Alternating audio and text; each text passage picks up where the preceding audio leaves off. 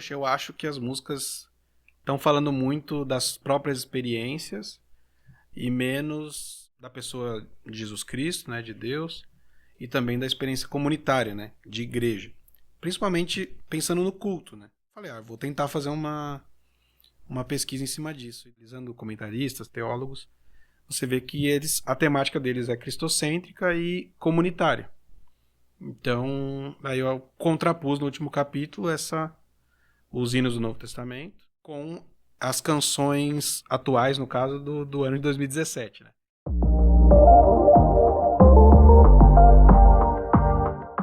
Seja bem-vindo a mais um episódio do Tronocast Podcast. Você tá vendo aqui que eu tô com essa camisa do One Year. Nós fizemos no dia 8 de junho, um ano da nossa primeira gravação com o Tronocast, com Cacá e Léo. Uma história impressionante, um testemunho incrível do que Deus fez na vida dessa família depois de 11 anos tentando engravidar, e Deus mandou a bênção da Rebeca.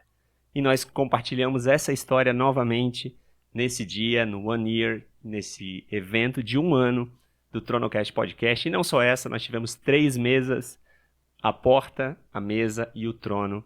3 mesas que estão disponíveis para você no YouTube, no Instagram, os cortes, e também no Spotify, o episódio completo desse dia, tá? Não deixa de acompanhar, de ver o que aconteceu, e você vai ser muito abençoado através desse compartilhamento, tá bom? Esse é o nosso propósito. O propósito do Tronocast é isso, compartilhar histórias e testemunhos que tocarão direto ao seu coração. E hoje, para não ser diferente, temos mais uma história, mais uma conversa. Estou aqui com o Lucas Ávila. Prazer estar aqui, obrigado pelo convite. Estou muito feliz, meu primeiro podcast, meu primeiro convite para participar de uma entrevista no podcast. Está estreando o Lucas Ávila, que é pastor de novas gerações da PIB, Primeira Igreja Batista de Floripa, né? Seminarista em São Paulo, Lucas. Isso, eu fiz a faculdade teológica lá em São Paulo, me formei em 2016. Então, foi chamado para vir para Floripa. Isso aí. Na verdade eu vim para Floripa por causa da minha esposa, né? Nós namorávamos há 2 anos, quando ela passou em medicina aqui na UFSC. Ela veio morar sozinha e 2 anos depois, quando eu já tinha terminado o meu seminário, né, teológico, daí nós nos casamos e eu vim para cá. Eu fui ordenado ao Ministério Pastoral dia 9 de julho de 2017, na Igreja Batista em Brasilândia. No dia 22 nós nos casamos, fomos para Lua de Mel. Dia 31 de julho a gente veio de carro para cá juntos e começamos a morar ali na Trindade, no bairro da Trindade, na ilha. E desde novembro do ano passado a gente mora ali no Cobrasol, em São José. Legal. Lucas, como que foi a história do Lucas, né? Onde o Lucas nasceu, como é que era a família, como é que era a tua família, qual foi a tua vivência com o cristianismo, com Jesus dentro de casa, ou foi algo que aconteceu em alguma experiência? Eu nasci num lar cristão, né? Na minha família, meu pai e minha mãe sempre foram da Igreja Batista em Brasilândia, nessa igreja na zona norte de São Paulo. Eu nasci em São Paulo, né? Sou paulistano. Como o carioca gosta de dizer, eu sou paulistano da Gema. Da zona norte, né? Da Brasilândia, um bairro que às vezes aparece lá no Datena. Mas São Paulo é muito grande, né? A Brasilândia é muito grande. Mas eu nasci num lar cristão, uma família batista. Por parte de mãe, a minha avó, mãe da minha mãe, foi a primeira a se converter, né? A conhecer o evangelho. E aí, minha mãe, acho que já adolescente, começou a frequentar a igreja. E aí, da parte da minha mãe, a partir daí, né? E do meu pai, já algumas gerações antes. Então, toda a família, o meu nome do meio é Furlaneto, né? E o último é Ávila. Praticamente todos os Furlanetos e os Ávilas são cristãos, são evangélicos. E graças a Deus, né? Então eu cresci na igreja, vendo meu pai e minha mãe cantarem no coral, ministrarem no Ministério de Casais. Então eu cresci com bastante influência, né, do evangelho, da igreja. Então cresci servindo, tocando, bateria, violão, baixo. Depois, mais tarde na adolescência, cantando. Então foi essa a minha trajetória, assim. E eu me batizei com 9 anos, em 2001. Bem cedo, hein, Lucas? Foi abril de 2001, se eu não me engano. Eu sempre confundo se foi 2000 ou 2001, mas acho que se eu tinha 9 anos é 2001. Eu e meu irmão juntos. Meu irmão tinha 12 anos. E nós entramos no batistério juntos e os 2 pastores da igreja nos batizaram. Que legal. Foi bem cedo. Graças a Sabe que Deus. já teve um fulaneto gravando com a gente, né? Ah, é? É, Será Felipe que é Fulaneto. Ah, não deve ser família. Da igreja do Nazareno, em São Paulo. Teve aqui com a gente já gravando. Legal. Deu um parentesco Ah, antigo. eu não duvido. Se fosse Ávila, eu ia dizer que era mais provável, porque tem muito Ávila. Sim. Uhum. Planeto, acho que talvez não seja. Mas enfim, Mas depois eu dou uma parece pesquisada. que não, né? Parece que não, porque Ávila parece um sobrenome que é mais comum, né?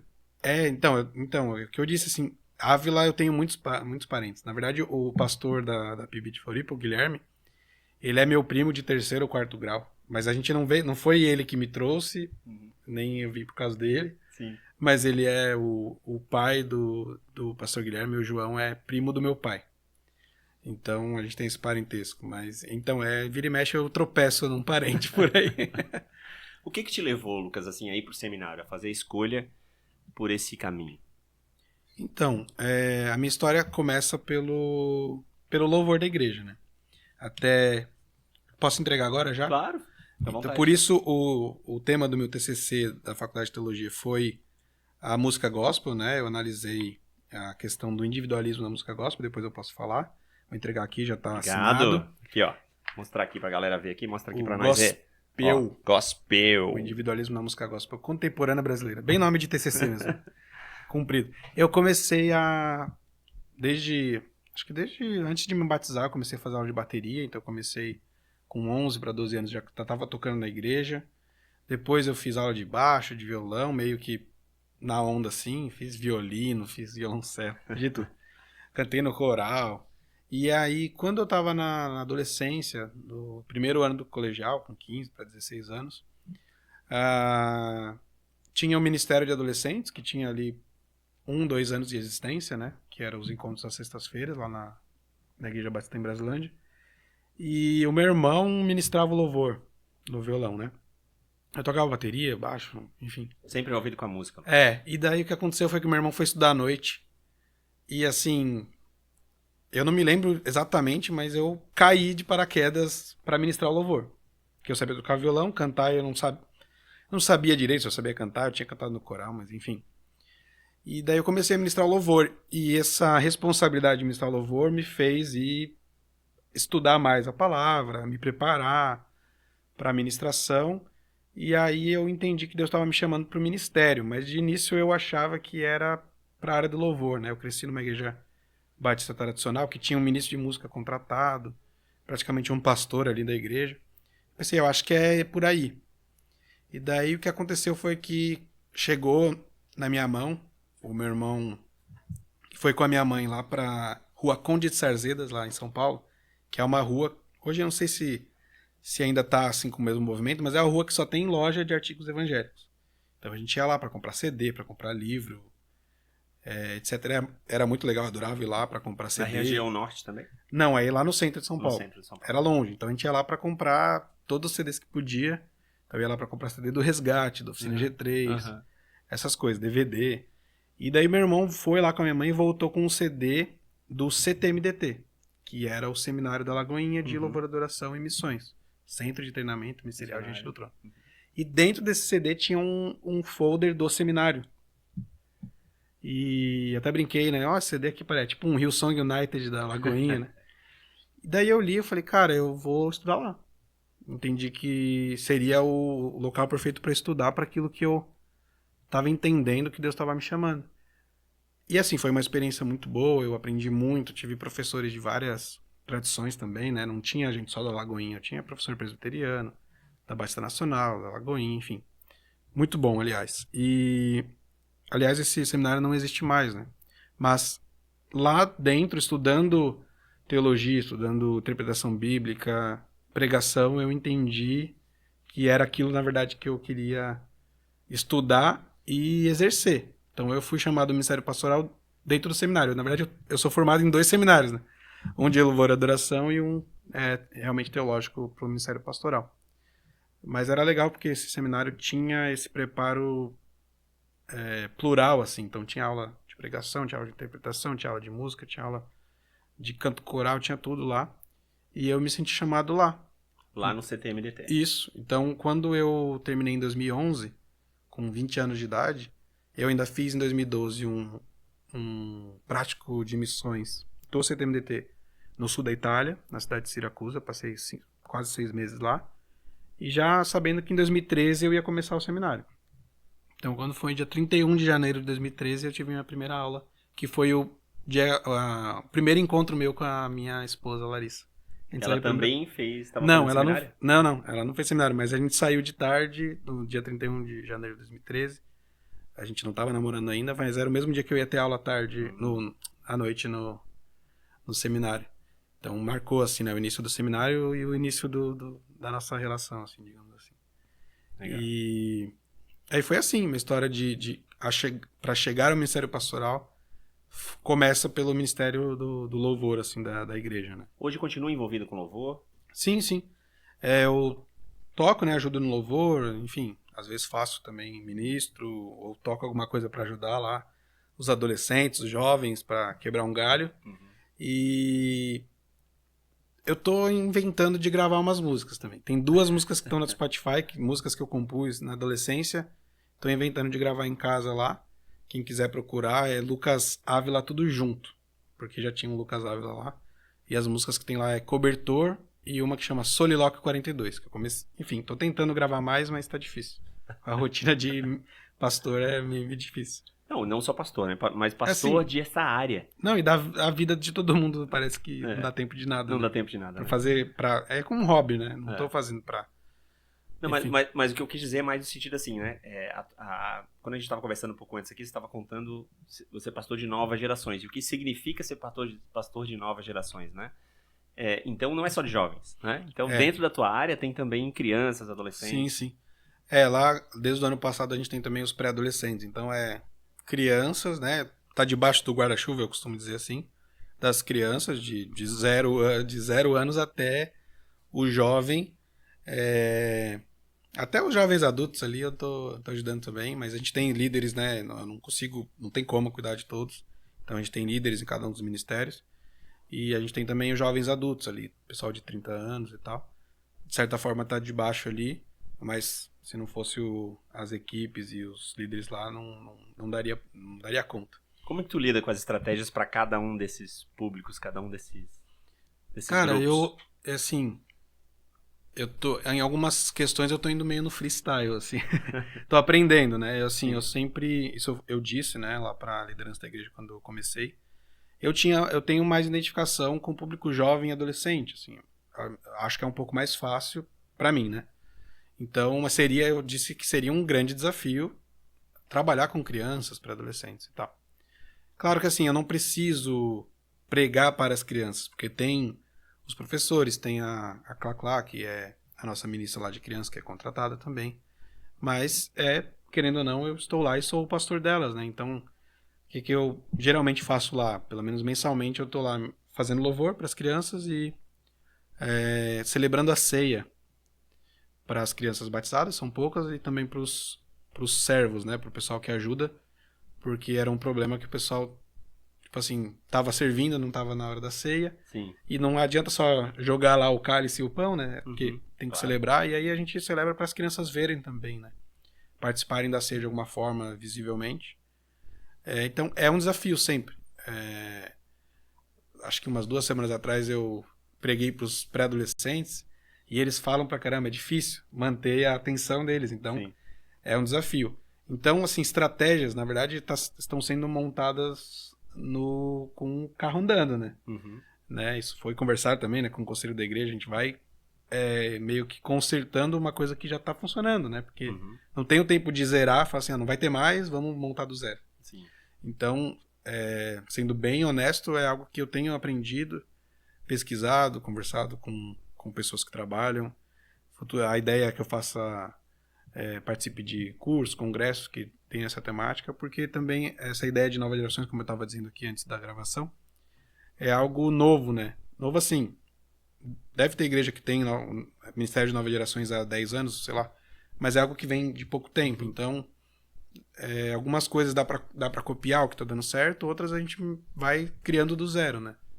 Então, até o final do ano passado, eu fiz junto com outros irmãos lá, enfim, líderes e pastores e missionários, me ajudaram a fazer um projeto na questão mais didática, né? Os temas que a gente quer tratar, os materiais que a gente quer usar ou formular novos materiais.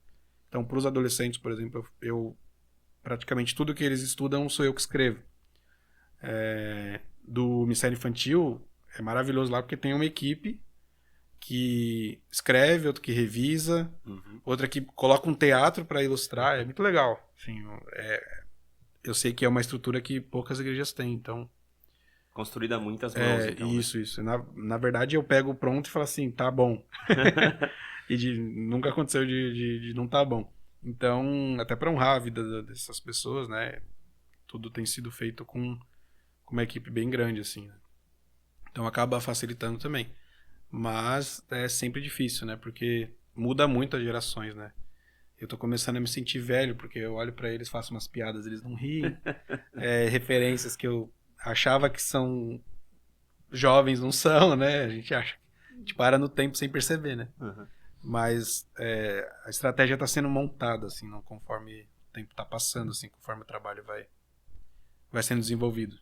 Eu que tenho 4 filhos em gerações diferentes, acompanho isso, né? A Gabriele tá aqui nos bastidores, tem 13, a Rafa tem 11, a Bela tem 6, o Ethan tem 4. Então, a gente sabe que nem sempre o que a gente fala pra um serve pro outro. Né? Você ia passar um bom tempo lá com os filhos no nosso ministério lá, né? Um bom tempo. Ia demorar pra sair. Novas gerações ia longe. Mas o que é legal, cara, nessa história é que, independente da estratégia em si e o plano gigantesco que a gente vem a fazer, é caminhar junto, né? Porque, como tu falou, não dá pra parar, né? E o fato de tu estar lá caminhando com aquele grupo, né? Acompanhando de alguma maneira, eles vendo a vida acontecer por meio da igreja, né? Sim. Então é isso que vai fazê-los, né? Eu lembro de quando eu participei, né? Porque na minha história, eu participei muito de escola dominical infantil, né? Participei de grupos até de adolescentes. E eu lembro das referências naquele tempo.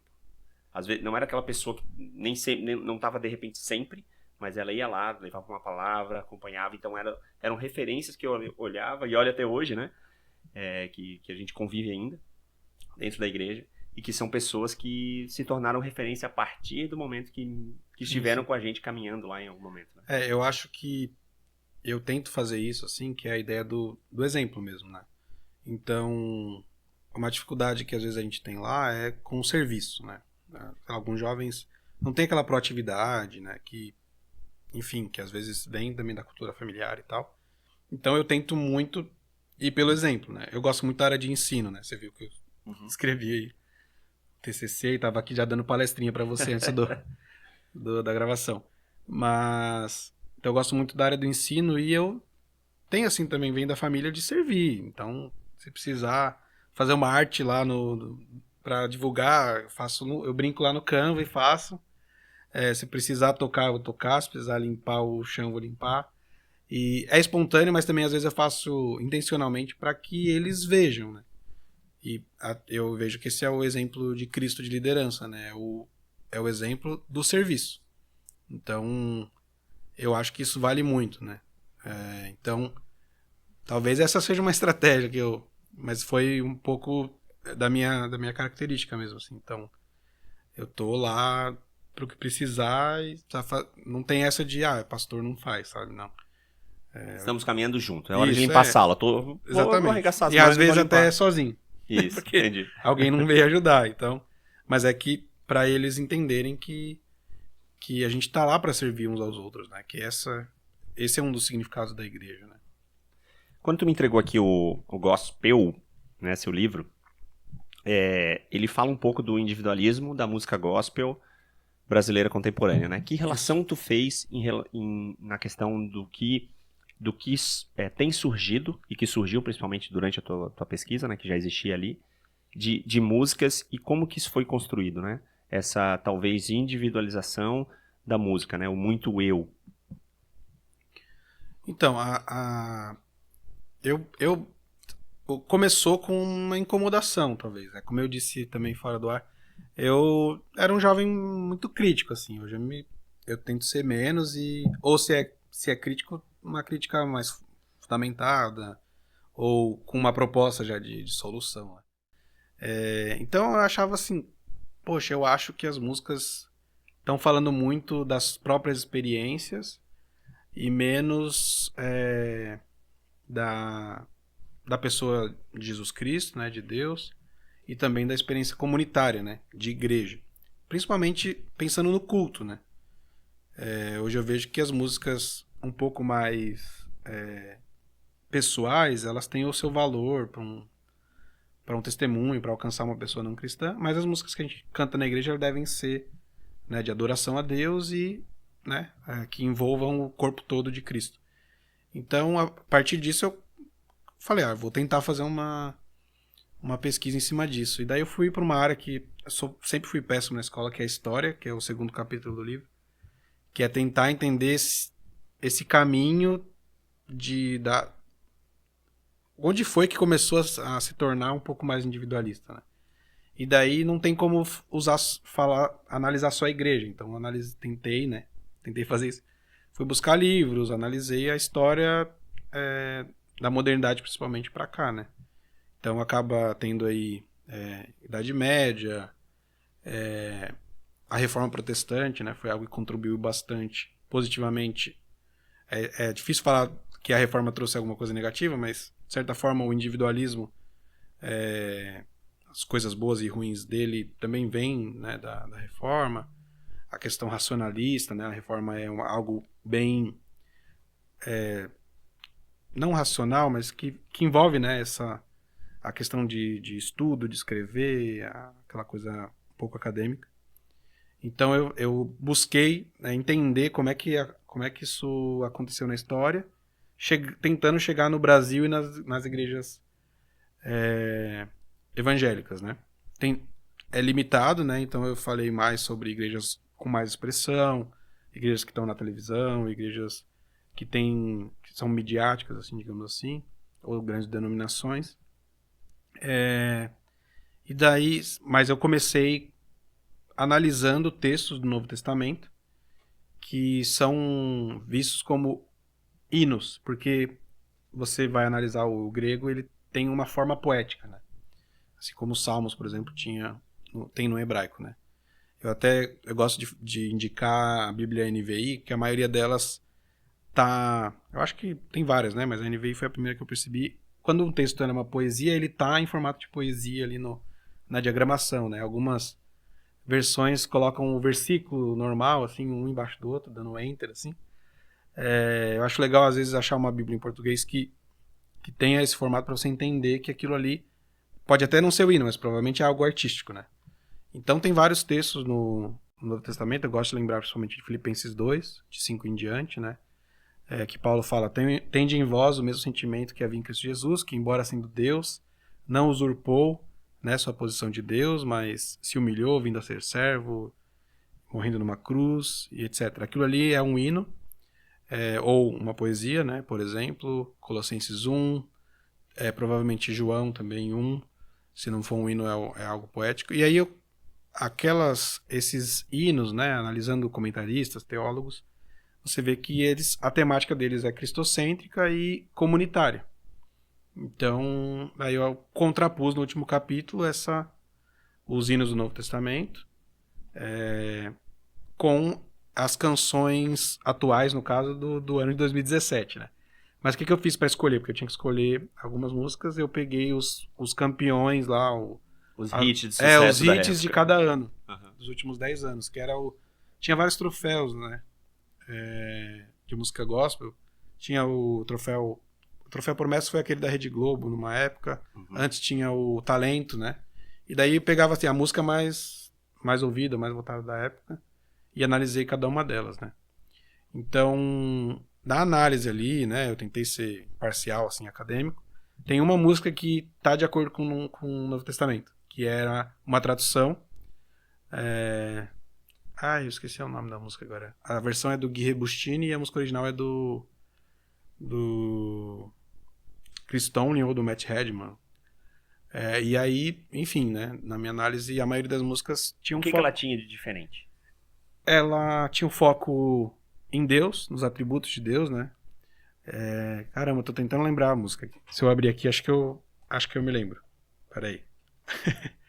Porque... Deixa eu achar. Tô dando trabalho pra editora agora. Nada, né? tudo certo. Pode propor. Nosso Deus, a música Nosso é Deus. Our God, né? Ele fala dos milagres que Jesus fez. Ele diz que não há outro igual a Deus. O refrão dele é: Deus, tu és grande, és invencível, mais elevado que qualquer sim. outro. Tu és a Deus, cura, tu grande. és grande. Isso, essa mesmo.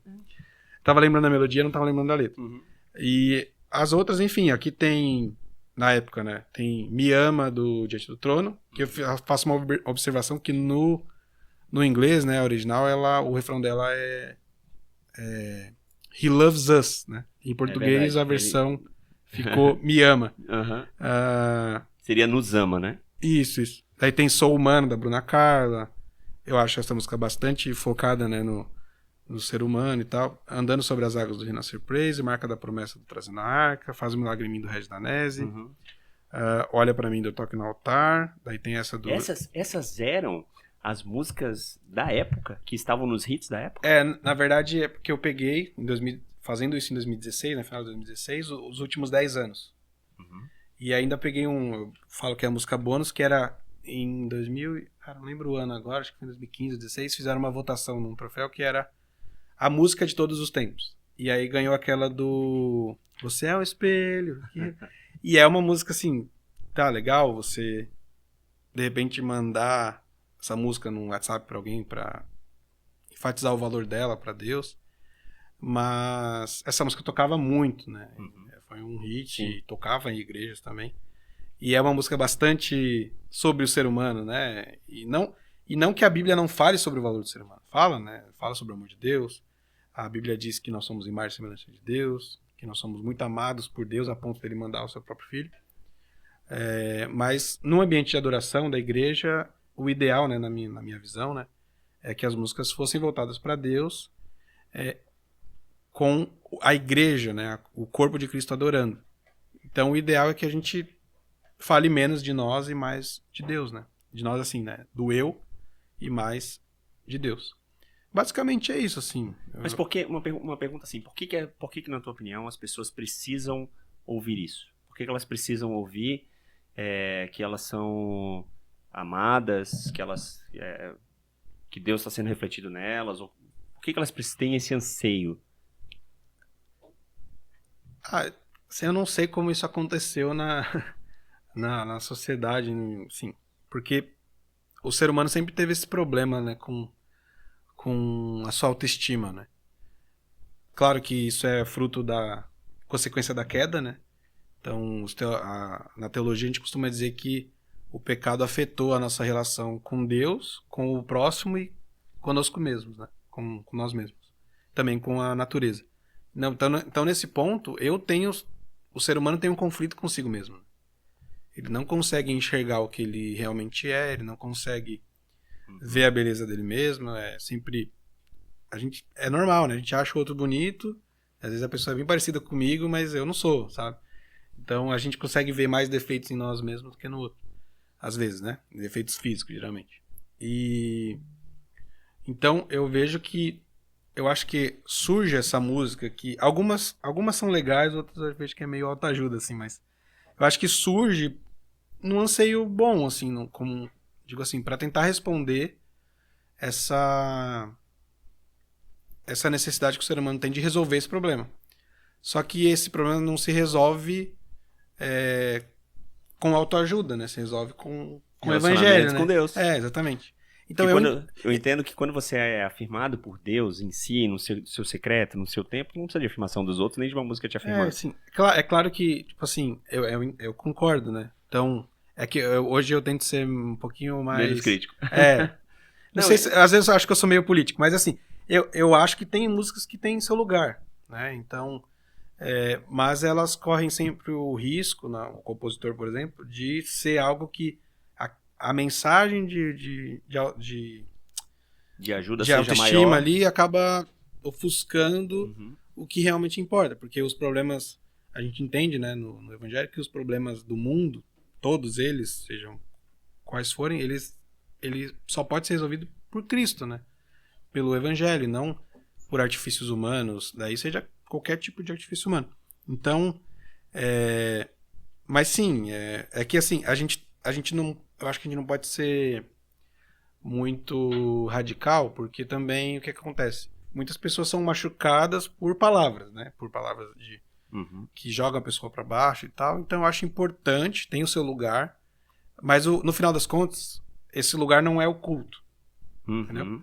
É um lugar, pode ser um show evangelístico, pode ser um vídeo do YouTube, uma música que você lança lá, o artista lança, pensando em passar essa mensagem. Mas é bom que o principal foco da música seja assim, né? Encontre sua identidade em Cristo, digamos assim, a mensagem central. Não no seu alto valor, né? O valor que existe em nós, em primeiro lugar, ele foi dado por Deus. E ele a gente recebe ele de volta quando o Espírito Santo passa a habitar em nós por meio da fé em Cristo. Então, né, essa imagem e semelhança, que é algo maravilhoso, foi dado por Deus na criação. Ela não é perdida totalmente, né, no pecado, mas ela é deturpada, digamos assim. Mas a gente não recebe ela de volta por meio só de uma mensagem que ajuda a autoestima, né? Mas por algo que transforma de dentro para fora, né? Que é a mensagem do evangelho.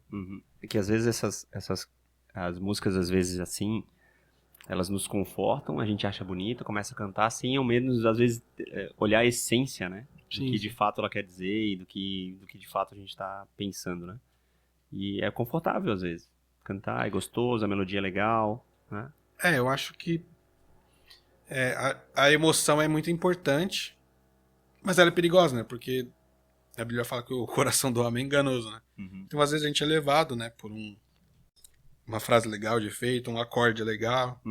E não estou dizendo que as emoções não devem estar envolvidas na adoração, mas eu acho que quando a gente entra no culto, os cristãos já mais maduros devem saber disso e a igreja deve instruir os novos que estão chegando. Nós estamos aqui para olhar para Deus, né? Para adorar a Deus em conjunto, né? Porque a adoração individual da pessoa, ela acontece na vida dela diariamente. E aí que a gente se reúne, é algo para ser feito em igreja, né? Em comunidade.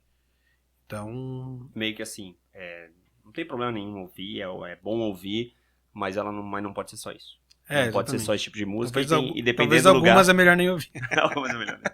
E dependendo do lugar também, né? E no momento de adoração comunitária e tal.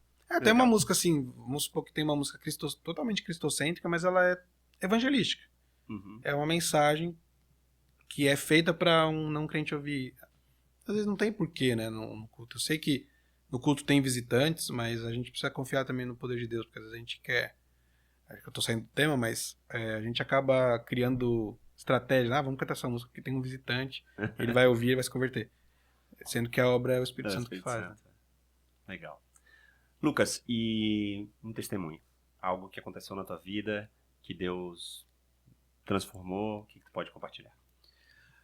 Tem um testemunho recente, né?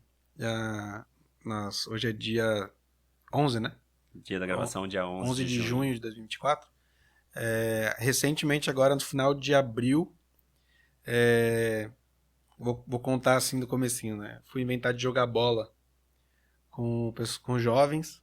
Enfim, joguei lá mais de 2 horas. Fazia um tempo que eu não fazia nada assim, de esporte, de atividade física. Joguei lá futebol, enfim. Quando foi no domingo, dia 28 de abril, eu levantei assim com uma dor. Achei, nossa, dor de coluna, tô ficando velho, né? Enfim, fui pra igreja, participei do culto dos pré-adolescentes nesse dia. E brincando, né? Não posso nem pular que eu tô velho, com dor. Enfim, passei o dia com essa dor.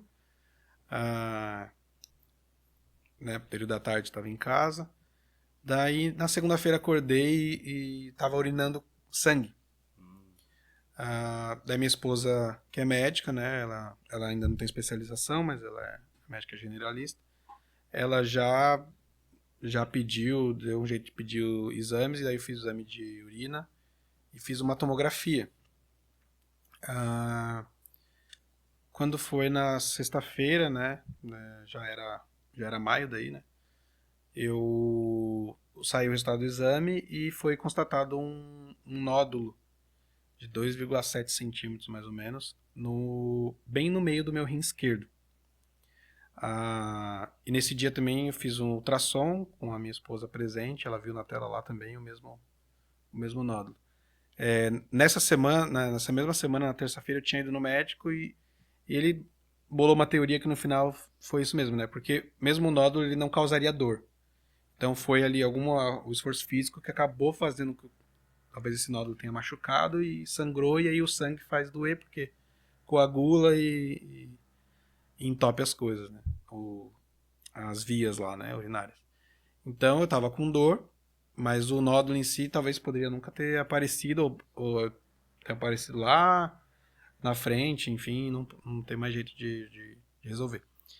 E então apareceu esse nódulo, a gente ficou preocupado, né? Assim, eu a partir do momento que apareceu, eu fiquei pedindo a Deus assim pra me capacitar, caso ele quisesse que eu passasse por essa luta, né? Eu costumo dizer, né? Muitos homens e mulheres de Deus passam por lutas e permanecem fiéis. Então eu pedi pra Deus, né? Acalmar meu coração, acalmar o coração da minha esposa. Foi tranquilo ao mesmo tempo, mas alguns dias ali a gente ficou mais ansioso, principalmente a Larissa, minha esposa, porque ela é médica, então ela entendeu ali. Enfim, esse nódulo até tinha uma classificação de dificuldade cirúrgica, né? Depois o médico me explicou. De 0 a 12 ele era 10. 10x lá dessa dificuldade. Ou seja, porque ele estava bem no meio do rim. Então, dificilmente, por exemplo, com uma cirurgia comum de vídeo, eu manteria meu rim. Eu ia ter que fazer uma cirurgia robótica, que daí, assim, o meu rim provavelmente ia continuar intacto. Só que era uma cirurgia que o meu convênio não cobria e poderia custar até 40 mil reais. Então, enfim, a gente ia dar um jeito, né? Pensar, vamos fazer e tal. E aí o médico pediu novos exames pré-operatórios, então eu fiz outra tomografia. Deixa eu tentar lembrar o dia aqui. Mas foi assim, no meio de maio, porque foi no final de abril começou a dor, já foi tudo muito rápido, assim. Então, no meio de maio, eu fiz outra tomografia e já num dia depois, o Dr. Gustavo, né, que me acompanhou, que é irmão em Cristo lá da PIB Floripa, ele tinha contato lá na clínica, conversou lá, já viu os resultados e me ligou na terça-feira, perto do horário do almoço, pra dizer assim, ó, tá meio estranho, porque o pessoal, os 3 médicos radiologistas lá não estão enxergando o que foi visto nessa outra tomografia, nesse ultrassom. Então vamos fazer uma ressonância. Só que daí ele queria que fizesse numa clínica específica lá, e que era melhor, que ele confiava e tal. E só tinha pro dia 30, e isso era, sei lá, dia 12, alguma coisa assim. Dia 13, talvez. Ele falou, pode esperar, fica tranquilo, se tiver que fazer a cirurgia mesmo, não tem problema, dá pra esperar. Enfim, aí a ansiedade bate um pouquinho, né?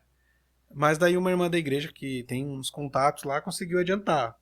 Conversou lá e eu adiantei pro dia 22. Então, dia 22 de maio, quarta-feira à noite, às 8 e pouco da noite, eu fiz outra ressonância. E aí o médico estava acompanhando, né, o resultado. Assim que saiu, ele já discutiu com os radiologistas. E na quinta noite ele me ligou.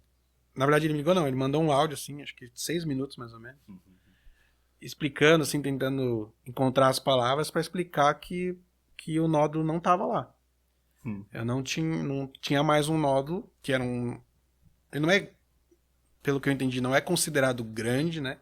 Mas também não é pequenininho, né? Um nódulo considerável, assim. 6 centímetros. Né? Que a cirurgia resolveria e tal. Mas enfim, toda cirurgia é um risco, né? Então, e nesse tempo a igreja orando, porque alguns dias que eu tava com dor eu não fui trabalhar, enfim. Então a igreja é muito presente, né, na minha vida. Foi assim, com certeza uma das coisas que Deus me ensinou, a gente tava falando de afirmação, autoestima. Deus usou esse momento para mostrar que a igreja me ama, né? Que a PIB de Floripa me ama.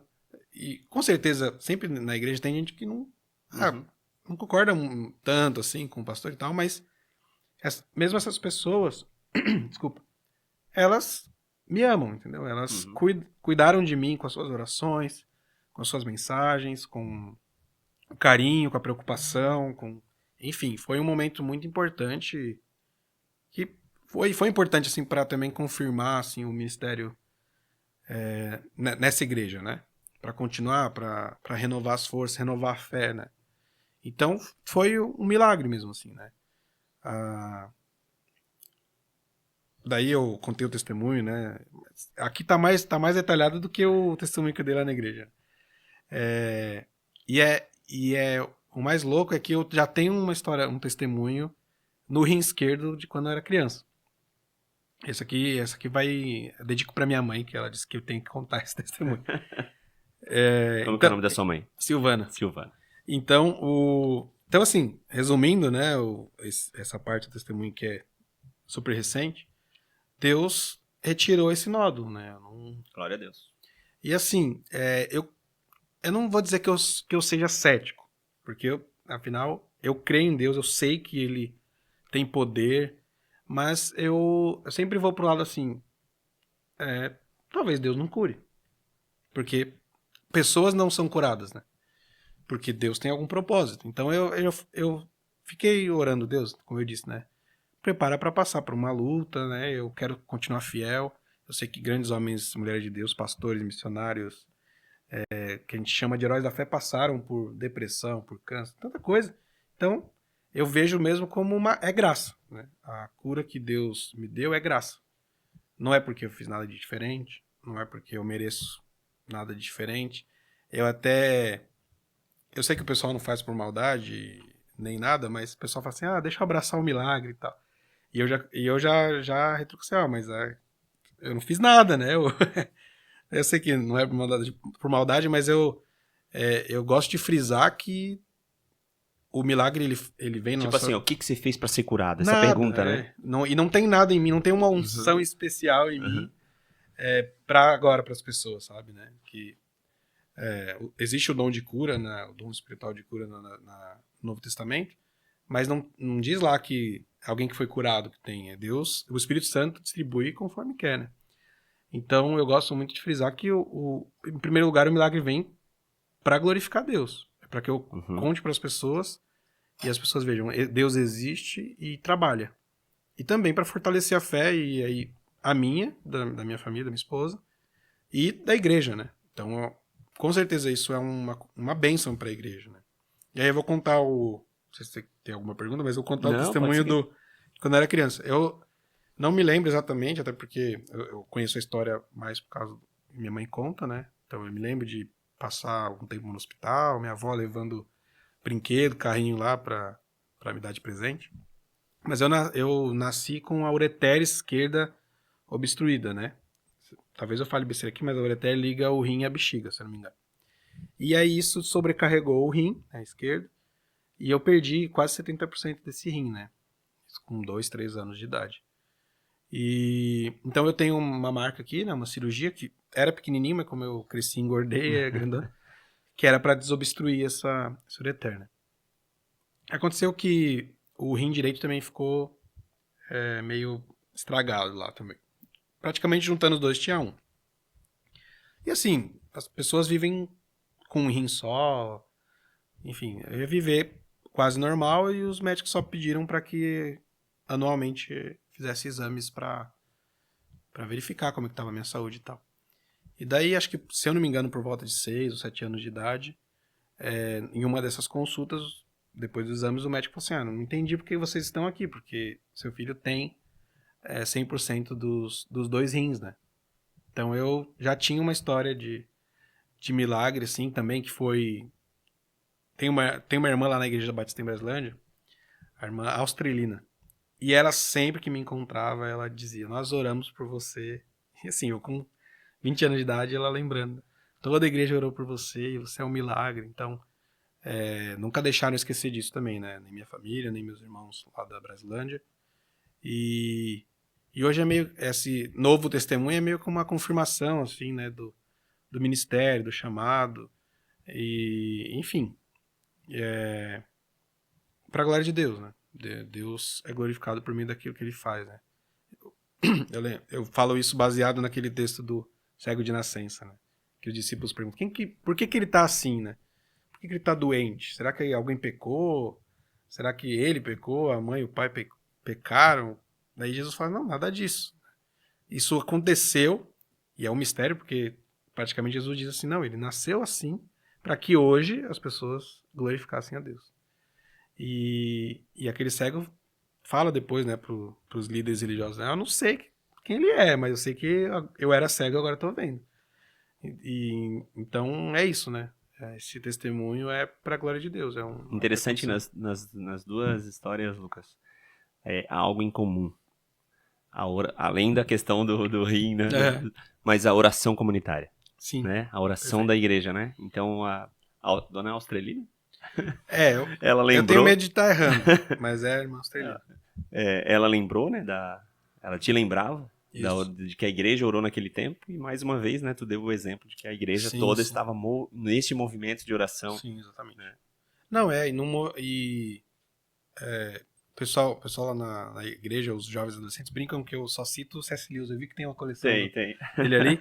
E eu citei também lá no testemunho, né? Eu não sei se foi no que tá gravado ou no Culto das 11 que eu contei.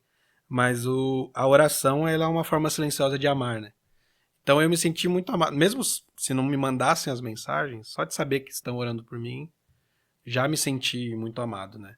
Então, enfim, é algo que a igreja tem que fazer e nós como cristãos, indivíduos, né, também não podemos deixar de fazer. E porque é essa forma que a gente tem de se relacionar com Deus e de co-participar naquilo que Deus está fazendo, né? Que talvez Deus fizesse mesmo se ninguém orasse, Uhum. mas Deus escolheu, né, a oração para ser um modo do povo de Deus cooperar com Ele, né? Então é o que João diz lá no final da sua primeira carta, né? Nós temos certeza que se pedirmos algo de acordo com a vontade de Deus, nós vamos Uhum. receber, né? Então é uma cooperação mesmo, né? Do povo de Deus com o próprio Deus. Mas é Legal. isso, né? Realmente a história é bem parecida, né? Uhum. Envolve o mesmo rim, né? E envolve esse carinho, essa oração da igreja, né? Amém, amém. Tudo junto. Amém. Glória a Deus. Glória a Deus. E os próximos planos, sonhos, o que o Lucas tem assim diante aí? Porque hoje estou envolvido no Ministério de Uhum. Louvor, na música, A no a ministério. parte da música acabou. Algumas pessoas não entendem isso, né? Mas meu foco não é Ministério de Louvor mais. Ou já foi, mas quando eu era jovem, né? Lucas, Não, tu tem 32 anos não, eu ainda sei. já. Assim, é algo que vai estar presente na minha vida, tá no sangue também, né? Sim. Assim, vem da genética. Então, é assim, eu tô gravando as músicas, mas meio como um hobby, assim, sabe? É claro que eu pensei também assim, cara, se Deus me deu um dia essa música, alguém precisa ouvir, ou, enfim, vai ser bênção pra alguém. A maioria das minhas músicas não são congregacionais, assim, né? Pra cantar na igreja e tal. Mas eu tenho algumas que pretendo lançar algum dia. Vai saindo aos poucos aí, né? Na parte da música eu não tenho, assim, planos, a não ser esse de gravar e registrar pra mim mesmo, assim, no sentido, assim, registrar aquilo que Deus me falou um dia, as experiências que eu tive, e para que as pessoas possam ouvir, serem abençoadas de alguma forma. No ministério, eu. Assim, eu me identifico muito com um salmo, que eu esqueço a referência, mas é o salmo que fala assim: Não busco coisas grandiosas demais para mim, né? Eu sou como uma É isso aí. criança desmamada que se contenta, né, com o que Deus dá. Amém. E não que eu não queira, né, que muitos jovens venham a Cristo pelo ministério que a gente está desenvolvendo, pelo contrário, né? Cara, assim, eu acho que o meu plano pro futuro no ministério é que os jovens que já são, né, da igreja, se fortaleçam, sejam unidos, né? Eles entendam que não dá para ser cristão sozinho, né? Que seja então um grupo unido, que seja um grupo que conhece a Deus. Então, por isso que eu gosto muito da área do ensino e Deus escolheu, né, a loucura da pregação. Então eu vejo isso, né, que um povo que conheça a Deus e que vamos até formular uma frase de efeito, que um povo que conheça a Deus e que se conheça, né? Que se conheça mutuamente, né? Para poder cuidar um do outro, para poder orar uns pelos outros, para poder exortar uns aos outros, porque eu vejo que isso é o que é a igreja, assim, né?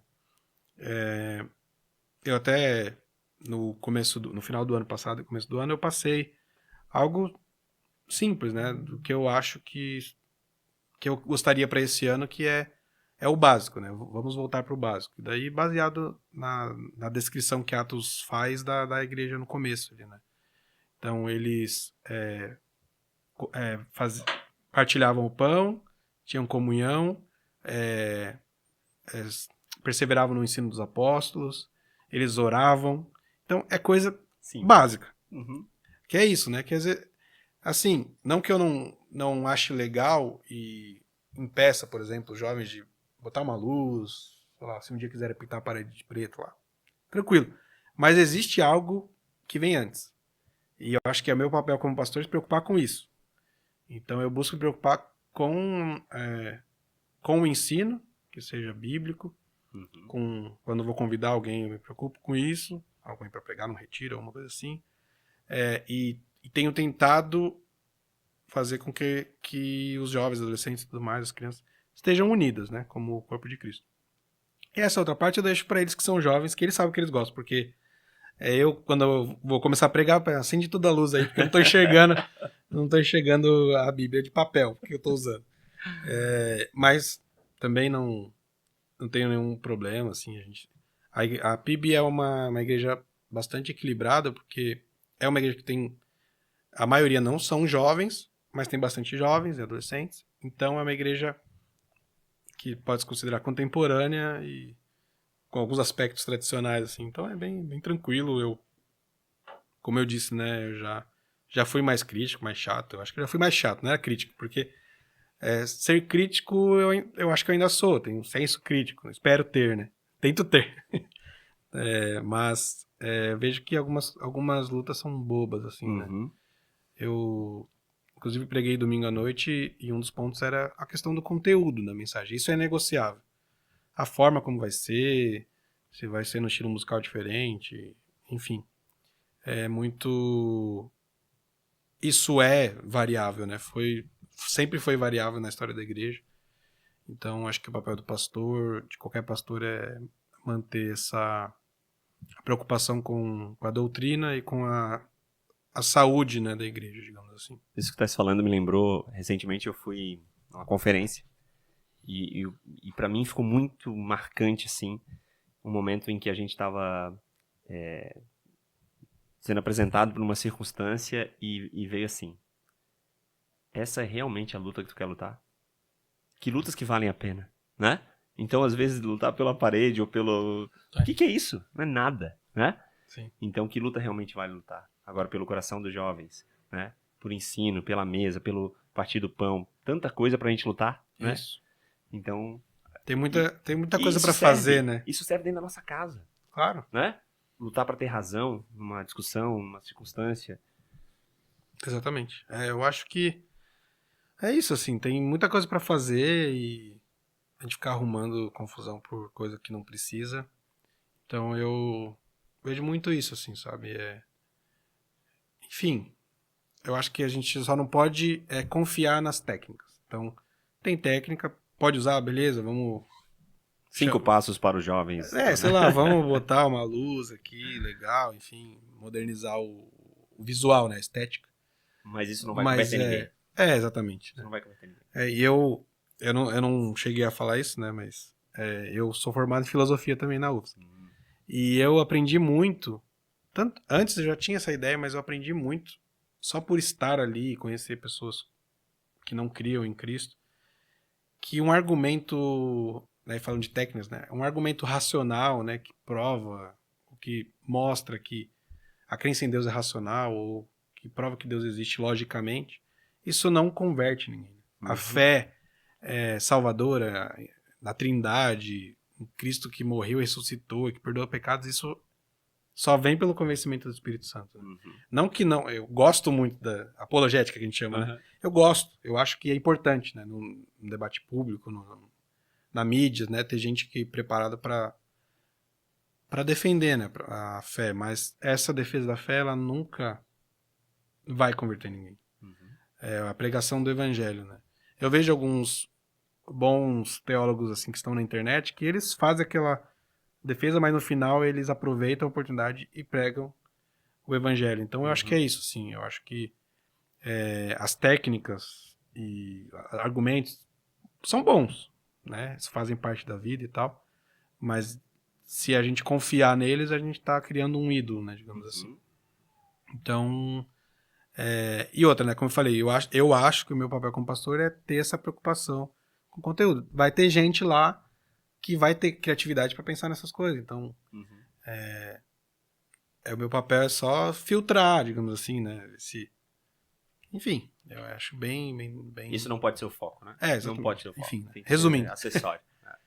Lucas Ávila, muito obrigado. Eu que agradeço. Né, pela presença, é uma honra receber Pensei você que ia aqui. durar 9 horas o podcast. Já vim preparado. A gente está aqui com as portas abertas, a mesa preparada, né? Quando quiser compartilhar algo, né? Estamos aqui construindo isso em conjunto, né? E compartilhando as experiências, assim como a tua, que eu tenho certeza que quem ouviu, quem assistiu ou quem viu, também pode ter a oportunidade de ouvir uma história como essa, de se identificar de alguma maneira e de saber que não depende de nós, mas que a cura pode vir e através do Espírito Santo, através da fé, né, em Jesus. Amém.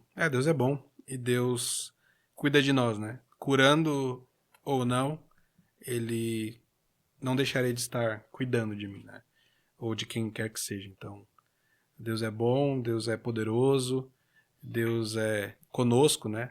Ele é o Deus conosco e se precisar passar pelo vale da sombra da morte, Ele vai passar com a gente. A gente podia cantar uma música bem introspectiva, né? Deus cuida de mim. Pode ser. Mas obrigado, mano. Obrigado aí. Gostei muito. Né? Muito legal, né? Como eu disse, está de portas abertas. Você que acompanhou aí. Quer deixar as palavras finais, Lucas, aí, só para... Eu quero agradecer, né, o convite. Foi muito bom. Eu gosto de falar, então... Eu já tive um podcast, mas abandonei o projeto. Quem sabe o André não me chama mais para falar aqui.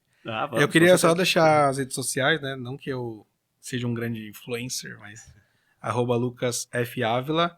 O meu livro Gospel tá na Amazon. Às vezes você vai escrever Gospel, ele vai querer corrigir para Gospel. Gospel, né? Normal. E daí você diz que você insiste lá que você vai achar o meu livro. Tem um e-book lá também. Enfim, as minhas músicas eu já falei aqui também, tá no Spotify.